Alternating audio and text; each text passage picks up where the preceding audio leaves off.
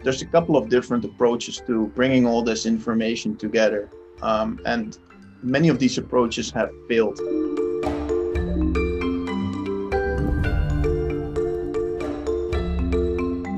Welcome everyone to UpTech Report. UpTech Report is sponsored by Teraleap. Learn how to leverage the power of video at teraleap.io. My guest today is Lodewijk Bogaerts, based in Amsterdam in the Netherlands, CTO and co-founder of StackState. Welcome, Lodewijk. Good to have you on. Yeah, thanks for having me. Now, on your site, you talk about your product is really all around unified observability of all technology, kind of providing that relationship-based observability across all IT components.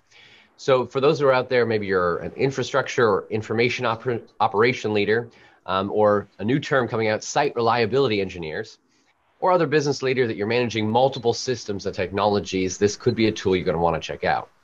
Now, for you, Lodewijk, when you set out to solve this problem, how did you even discover the problem that you realize, wow, this needs to be solved, and we have a new way to approach this?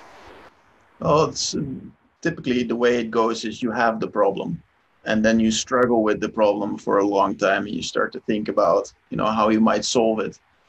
And that's also how I got started in it. Well, first of all, I had the problem, and I had some ideas how to solve it. That time, I didn't have time to actually go and do it the way I wanted to do it, but I actually got an intern who actually did it for me on the side. And then when I switched companies, I actually was asked to solve that problem, but now I wasn't having the problem, but the bank that I was working for as a consultant had that problem. And they were asking me as consultant, help us solve that problem, but at the scale of the bank. And so the other founder, the other co-founder of StackState, was in exactly the same place. He also had tried to solve that problem before. He switched to a consultancy gig at that bank. We met, and we both had the same ideas on how to solve the problem. So that's how it went. So you start internally, coming across the problem yourself, then you go to become a consultant, and they're asking you, hey, can you solve this for us? And your co-founder, Mark, correct? Yeah, he also was seeing that same issue, so which led to the development of StackState. Yeah, exactly. That's one of the best ways to build a company is when you see the problem itself, and then you have an enterprise company, a bank that needs it solved, and you go about doing that. So curious then, how has that changed over the years, or has it not really? Has it always remained the same of just observability across all technologies? Oh, it's gotten worse actually. So so we're still just making a small dent in this problem, but to be clear, the problem that I'm talking about is that, think about a bank, for example. That's where we started. At that bank, they have a lot of monitoring systems that are very specialized for databases, monitoring systems that are very specialized for infrastructure, for service buses, et cetera, et cetera. Sometimes they have really literally hundreds of monitoring solutions. And these are all monitoring just a small part of the stack. And now when something goes down, then, at the level of a bank, that can, really mean, millions per hour or even per minute if it's in the wrong place. You have to figure out which of these monitoring systems have something useful to say about that. And typically, across the stack, you'll find that many solutions have something to say about many of the things that are going on, but it's very hard to pinpoint, where did this actually start? What was actually the change that led to the failure? Where should I be looking? Where should I not be looking? Who should I involve? These kind of fundamental questions are very hard to answer. It's almost like the saying of finding a needle in a haystack and the quantity of technologies and monitoring solutions is only increasing, not decreasing, right? And so the difficulty of finding which one failed is becoming, as you said, more of a problem. Yeah, it is becoming more of a problem. So think about, what's the latest in IT technology. Everybody is now moving to the cloud native space. Kubernetes is the big hot new contender in the space. That means we have new monitoring solutions now called observability. There's a whole bunch of new tools. There's a whole new system. All those legacy systems are, of course, still there. So they have to be connected. So you have to build adapters. And then when you go into the cloud native space, all of a sudden we're not talking anymore about, these kind of monoliths that run on servers, but we're now talking about highly distributed systems, microservices all over the place, pods spinning up and down. So now all of a sudden these systems, they become more complex, more dynamic, and the speed of change is just increasing. And at the same time, of course, the entire economy is becoming more and more dependent on technology. So yeah, the problem is actually just getting worse. And there's good statistics on that as well, where you can see that the hourly cost for 1 hour of downtime is still on the increase. For those that are interested in technology itself and how it works, let's dive a little bit deeper. I mean, for the quantity of tracking and reliability tools that are out there, and you're effectively plugging into them, allowing you to see all of them in a topology type of view. Is that your time effectively trying to create, API connections, or how does that all work then for you to be able to hook in properly to all these systems?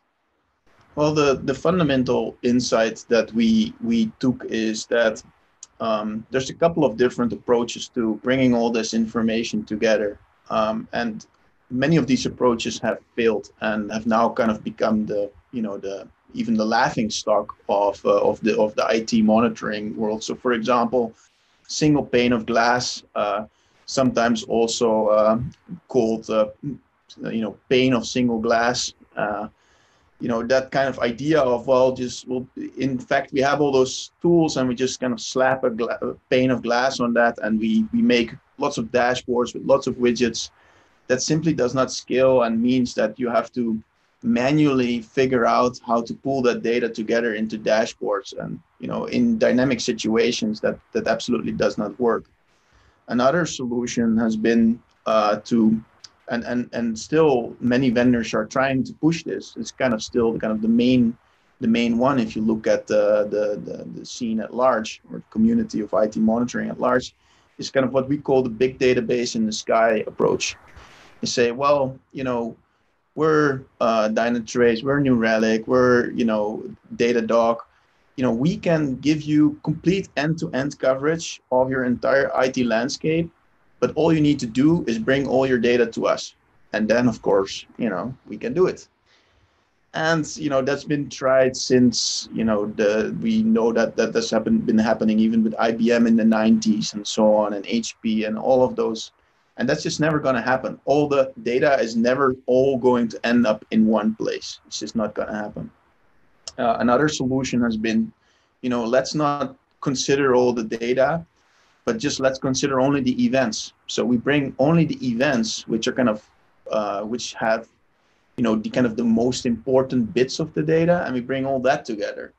So, but that's also not really a good approach, because if you get an event that says, well, the disk is 80% full, that tells you very little, whether, should I now take action or not? Is that, what you want to see is like, did it rise to the 80% in 5 minutes, or was it at 97% for the last 5 months? That makes a world of difference. So you need to have more insight into the data. And also, when you're looking at a whole bunch of events, it becomes very hard to correlate them. And then there's all kinds of approaches of, well, let's use natural language processing to bunch them together. And these approaches really also don't work. So our approach is fundamentally different. That we actually take the topology, the understanding of how the different components of your IT environment fit together. And we make sure that that is a real-time map of the smallest little components. So think about a process running in a container, running on a pod, running on a virtual machine, running on a hypervisor, running in a blade on a rack in a data center somewhere. And all those different abstractions, all the way to, well, this process is actually running a database, and that is actually then has a logical, is actually part of a logical application. And so all the way up to your business, where this logical application provides a service that connects to customers, etc., and has actually revenue streams connected to it. An understanding of all of that across the entire stack makes it possible for you to know exactly how your environment is configured, keep that in real time, make sure that you also track everything over time because it's highly dynamic. And then for each point in that stack, make it possible to know which data about that and about that component, where that data is coming from, so that you don't really need to have all the data in one place. All that you need to know is what you have. So kind of the metadata about your entire environment. We call that a topology, and how it's all related. And then where you can find more information about that particular component in which system, and then pull that all together in kind of a seamless data fabric, so that, you know, it doesn't really matter if it's coming from system X or system Y, the data. We handle it with an abstraction layer as if it's all, you know, part of the same system. And that's been our fundamental approach from day one. I believe that's the only approach that actually will work. For bringing on a new customer for StackState, somebody who wants to be able to utilize it, what does that process look like? How long does it take to be able to build up and have all of their different technologies within that whole stack, seeing it, the visibility? Yeah, so it can go super fast depending on the sources. So for example, you have an AWS environment, you have a Kubernetes environment, you're using Dynatrace, you're using CloudWatch, you've been using Prometheus, you've been using Datadog. These are well-known systems that have, you know, good identifiers that often are used in conjunction with automation. Setting all that up can go extremely fast. So we're literally talking about minutes. And since we also don't need to copy all the data, you get access to it immediately once the topology is there. And then, of course, if you talk about something like a bank, it becomes a much longer process, because now we have to also deal with all the legacy systems. And that's why we've built StackState as a platform. And then it becomes more of a journey where you say, well, we have an IBM mainframe here. We want to actually put that into the fold. Okay.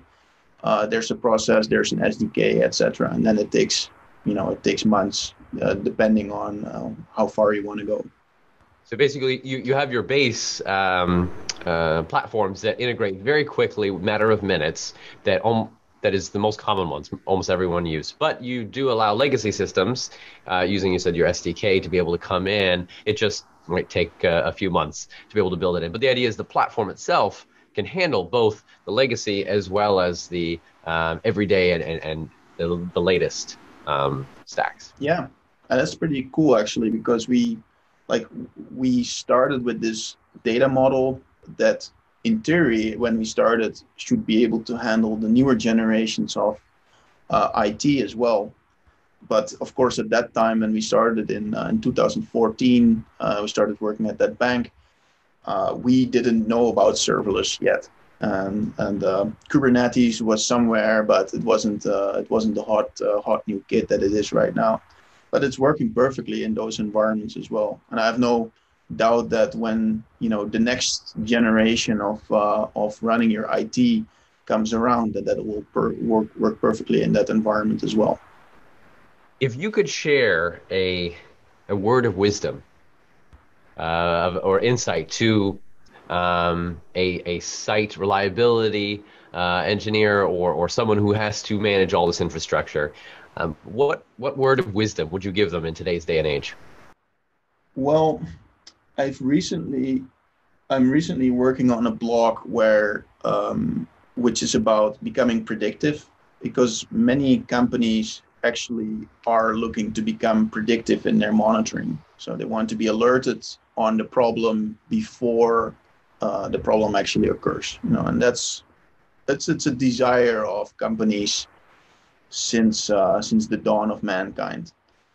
But what I would suggest is to think about becoming more proactive and actually making sure that you can actually leverage that data such that at some point you can become predictive. Think about like one thing that, one concept that might be interesting to think about is what would be really good actionable information and how could I get that? So for example, if I get an alert, how can I make sure that alert tells me about the possible root cause? What do I need for that? And if I get an alert and it would be a prediction, can it tell me about the possible impact? Because if it says, the disk is 80% full, it could be Armageddon, or it could be it doesn't matter at all because somebody, some process is going to come around and is going to optimize the disk space and it's going to go away. So what do you need? Maybe it's more of a question, so it's not a word of wisdom, but think about what do you need in order to get to that type of information. That powerful predictive type of answers are much more helpful than just here's the state of something. And that's effectively what you're saying is the future and where people need to be thinking. Yep. Got it. For where do you see, as far as the technology and where you guys are headed, 4 or 5 years from now, what are you excited about and working towards? Well, I'm super excited about our autonomous AI engine. So this model that we have at the base of that makes everything possible to connect all that information together is, of course, just a starting point. Well, now you have all that information together. What are you going to do with it? And there's many use cases that we have. So we help you with your root cause analysis. We help you find the right people at the right time. And, all of that is kind of centered around mean time to repair. But what I'm really excited about is the possibility of connecting also business components onto that stack. So you have a topology contains also business components. And so my grand goal would be for autonomous AI, which is something that I'm working on, is for autonomous AI to pick up on the right signals because it has an understanding of your business. So if you want to look at, where can I apply AI the best? So I have a bank and there's a ton of data streaming every minute, terabytes of data, daily exabytes of data. Where can I apply AI the best? That's, I cannot apply it across the board, because then I will need 2 more data centers simply to do that. And it might not be worth the investment.